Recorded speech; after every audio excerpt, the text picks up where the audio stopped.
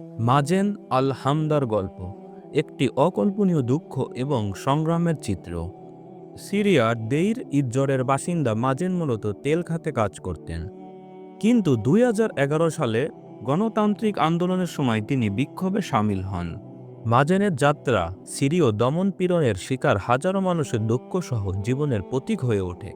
2012 সালে মাজেন আল হামদাকে গ্রেপ্তার করা হয়, কারণ তিনি শিশু খাদ্য বেইরুতের অবরুদ্ধ এলাকায় পরিবহন করছিলেন। সেই সময় শুরু হয় তার এক ভয়ঙ্কর কারাভোগ। তাকে মারধর, যৌন নিপীড়ন এবং চাপে মিথ্যা স্বীকারোক্তি দিতে বাধ্য করা হয়েছিল। তিনি মেজ্জে সামরিক বিমানবন্দর সহ বিভিন্ন গ্রেফতার কেন্দ্রে বন্দী ছিলেন। সেখানে তিনি দেখেছিলেন বহু বন্ধুর মৃত্যু। এই সব কারাগারগুলোকে পরে ঘাতক হাসপাতালে চিহ্নিত করা হয়। 2014 সালে তার মুক্তি পাওয়ার পরেও মাজেনের যাত্রা থেমেছিল না। তিনি সিরিয়া ছাড়েন এবং নেদারল্যান্ডে আশ্রয় নেন। এর পরেও তিনি নির্যাতনের বিরুদ্ধে সচেতনতা তৈরিতে সক্রিয় ছিলেন।